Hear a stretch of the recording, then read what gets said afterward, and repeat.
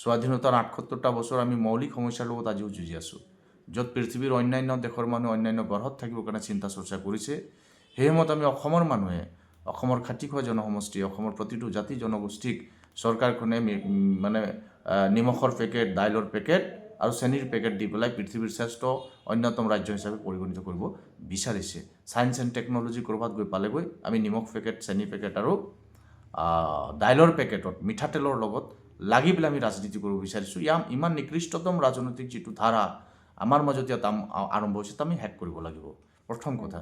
দ্বিতীয় কথা, সোণাৰী বিধানসভা সমষ্টিৰ প্ৰতিটো প্ৰান্তৰ ভোটদাতা ৰাইজলৈ মোৰ এটা আহ্বান থাকিব। মোক আপোনালোকে ভোট দিব নিদিব মই এইটো জবৰদস্ত কৰিব নোৱাৰোঁ, মই কাৰোবাৰ ভোট কাঢ়ি আনিব নোৱাৰোঁ, কিন্তু মোৰ আহ্বান এইটোৱে থাকিব, আপোনালোকে যাকেই ভোট দিয়ক, যিজন আপোনাৰ জনপ্ৰতিনিধি যাব, আপুনি সেই জনপ্ৰতিনিধিৰ ওচৰত যেতিয়া যাব, আপুনি তেওঁক ৰাইজৰ নেতা হিচাপে, ৰাইজৰ সেৱক হিচাপে, ৰাইজৰ সমস্যাক বিধানসভাৰ মজিয়াত শক্তিশালী ৰূপত উপস্থাপন কৰিব পৰা নেতা হিচাপে নিৰ্বাচিত কৰিব, নে আপোনালোকৰ ভোটেৰে নিৰ্বাচিত হৈ পেলাই তেওঁ ঠিকাদাৰ হ'ব বা তেওঁৰ জৰিয়তে গোটেই চৰকাৰী আঁচনিক ঠিকা ঠুকুলিৰ নামত আত্মসাৎ কৰাৰ যিটো ৰাজনীতি, সেই ৰাজনীতিত যাব। আপুনি যাক নিৰ্বাচিত কৰিব সেইজন এজন বেপাৰী হ'ব, নে ৰাইজৰ বাবে, ৰাইজৰ সেৱাৰ বাবে তেওঁ উৎসৰ্গিত হোৱা মানসিকতাৰ মনোভাৱৰ মানুহ হ'ব, এই কথাখিনি চিন্তা কৰি ভোট দিলে মই নথৈ সুখী হ'ম। ৰাস্তা বনাবৰ কাৰণে ৮০ বছৰ লাগে নেকি মানুহ? 5 বছৰ চাফিচিয়েণ্ট। কিমান ৰাস্তা আছে? খুব বেছিছে বোলে 400-500 ৰাস্তা আছে। 400-500 ৰাস্তা বনোৱাৰ কাৰণে 400-500 কোটিটো নালাগে নহয়। পইচাটো খাবৰ কাৰণে ধান্দাবিলাক কৰি থাকে। ঠিকাদাৰে তেওঁক ইনভেষ্ট কৰিব ইলেকশ্যনৰ সময়ত।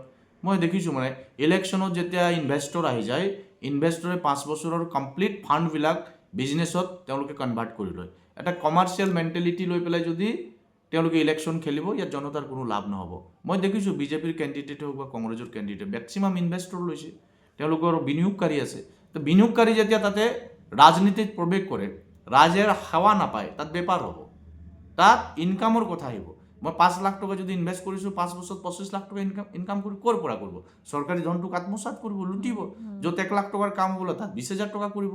তো এই যিটো ৰাজনৈতিক ধাৰা আমাৰ ভোটেৰে নিৰ্বাচিত জনপ্ৰতিনিধিৰ জৰিয়তে অব্যাহত ৰখা হৈছে, আমি তাক সম্পূৰ্ণৰূপে শেষ কৰিম। ইয়াক যদি শেষ কৰিব নোৱাৰোঁ, আমি ভাবোঁ অন্যান্যৰ কথা কৈ একো লাভ নাই, লুটাৰ কথা কোৱাটোহে লাভ হ'ব। তো লুটিবৰ কাৰণে এখিনি মানুহে ৰাজনীতিত আহে, এই লুটিবৰ কাৰণে এখিনি মানুহে কোটি কোটি টকা ইনভেষ্ট কৰে, যাৰ পৰিণতি জনগণ সেই সমষ্টিটোত সমস্যাৰ ভুক্তভোগী হ'ব লগা হয়। আৰু আপোনাৰ এই সংবাদ মাধ্যমৰ জৰিয়তে মই আহ্বান জনাব বিচাৰোঁ, 93 নং সোণাৰী বিধানসভা সমষ্টিৰ প্ৰতিটো প্ৰান্তৰ ভোটদাতা ৰাইজলৈ অহা 9 এপ্ৰিল তাৰিখে ভোটদান কাৰ্যসূচী হ'ব। এই ভোটদানত আপোনালোকৰ বহুমূলীয়া ভোটটি এবাৰ বিবেকক সুধিব, এবাৰ আত্মাক সুধিব, এবাৰ হৃদয়ক সুধিব।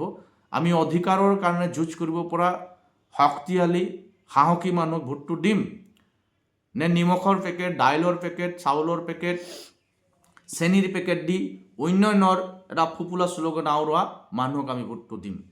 60 বছৰ ৰাজত্ব কৰি একো কৰিব নোৱাৰা মানুহক আমি ভোটটো দিম, নে একেবাৰে নতুন এটা ধাৰা লৈ পেলাই যাৰ প্ৰগতিশীল ধাৰা আছে, সকলোকে ইনক্লুচিভ পলিটিক্সত যে বিশ্বাস কৰি আগবঢ়াব বিচাৰে, তেনেকুৱা মানুহক ভোটটো দিম, ভাবি ল'ব, তাৰপাছত ভোটদান কৰিব।